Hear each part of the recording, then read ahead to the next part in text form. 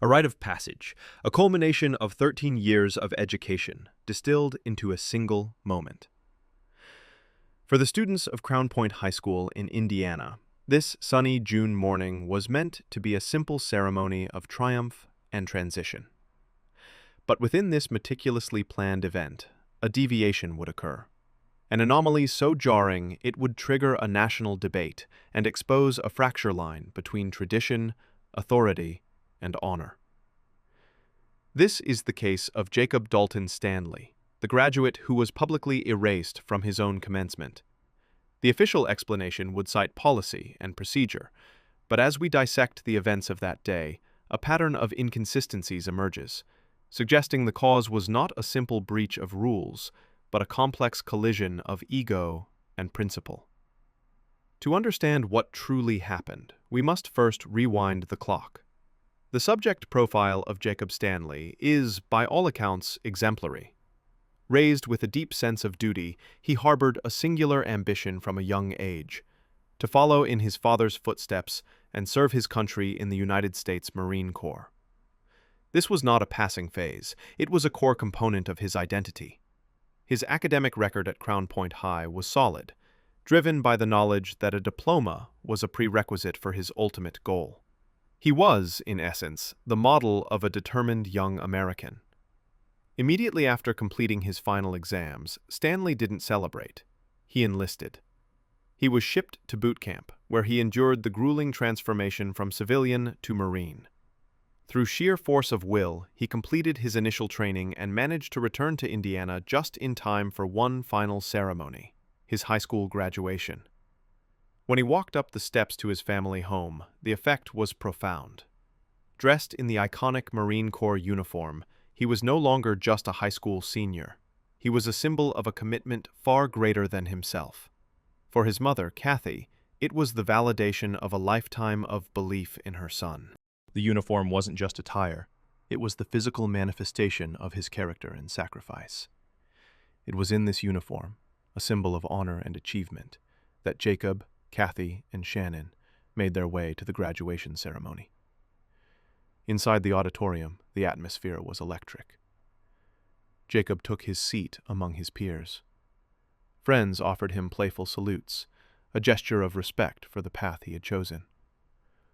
On stage, the head of Crown Point High School, Principal Chip Pettit, began the proceedings. The ceremony unfolded, as expected, a steady cadence of names called in alphabetical order. The anticipation built. Kathy glanced at her son, her smile unwavering.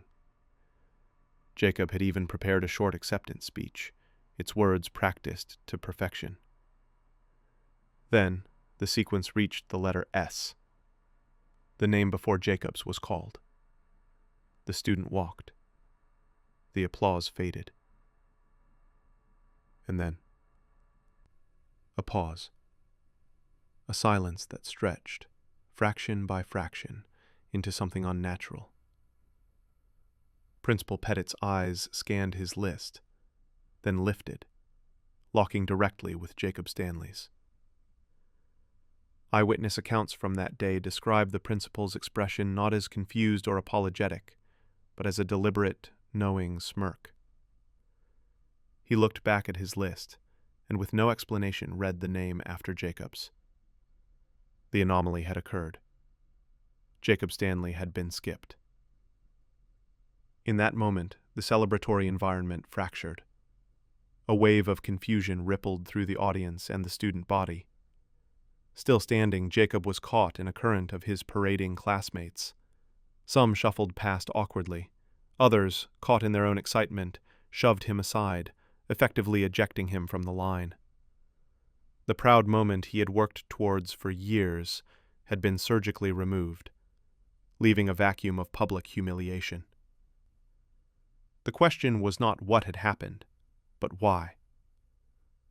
The answer lay in a confrontation that had taken place earlier that day. According to Principal Pettit's own account, he had warned Jacob during the graduation rehearsal. The Marine uniform was not permitted.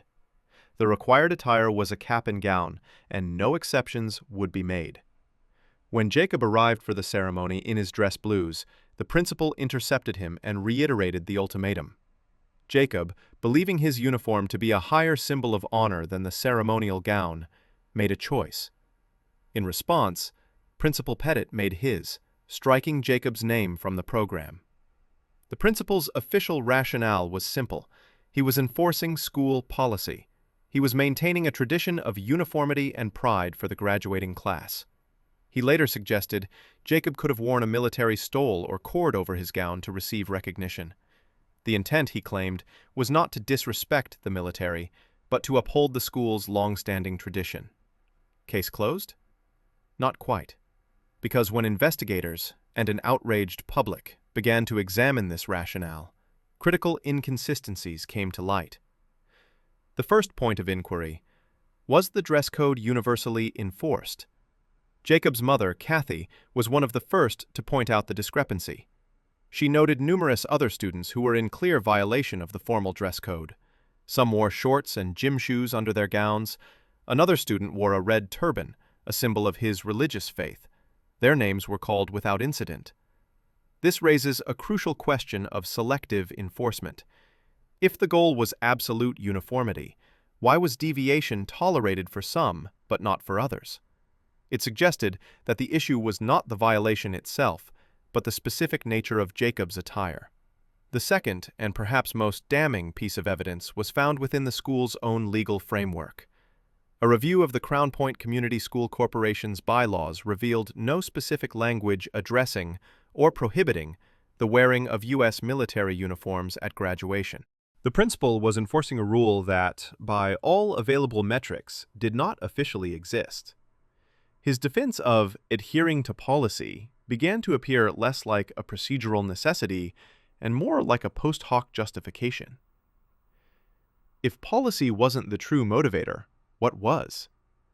Jacob himself recalled a previous encounter where he had defied the principal on a different matter, leading him to believe this public act was a form of retribution, a personal power play on the grandest possible stage. The story did not remain within the walls of Crown Point High. It erupted online, spreading with viral velocity. The narrative of a Marine, willing to sacrifice his life for his country, being denied his diploma over a uniform, resonated deeply. A peer of Jacob's, Leanne Tucson, who also serves in the military, captured the public sentiment. "He's putting his life on the line for us. It's unacceptable." In a powerful act of solidarity, a number of Jacob's classmates planned to ditch the remainder of the ceremony. The backlash was not merely emotional. It became tangible. An enraged Facebook user, Crystal Hernandez, directed her post at the school. "All through life, people are always telling you to be proud that you're different. Yet at one of the most memorable events in your life, an administrator makes the decision to completely destroy your accomplishments." Alumni and local businesses threatened to pull all financial support from the school and its programs. The social fallout had reached a fever pitch, and soon it would attract the attention of the state. The controversy escalated to the Indiana House Education Committee. Letters flooded Principal Pettit's office. The school's funding was being questioned. In response to the crisis, State Representative Mike Allworth, himself a Vietnam veteran, took action. He advocated for legislation that would prevent this from ever happening again. He successfully obtained committee approval for a bill to create a uniform, statewide standard, explicitly allowing military students to wear their dress uniforms at graduation. Jacob's public humiliation had become the catalyst for systemic change. Perhaps the most compelling piece of evidence in this case comes from a neighboring town, in the form of a control subject. Anna Kritikos, a graduate from Hobart High School, had also enlisted in the Marine Corps.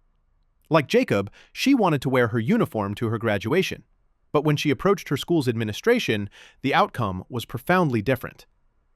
"The Marines are okay with us wearing our uniforms. The school board, principal, and superintendent discussed it and agreed that I could wear my Marine uniform. Hobart High School didn't just allow it, they celebrated it. Their superintendent explained that they specifically asked future military members to stand during the ceremony to be recognized with applause. Anna Kritikos received her diploma in her uniform, to a hero's welcome.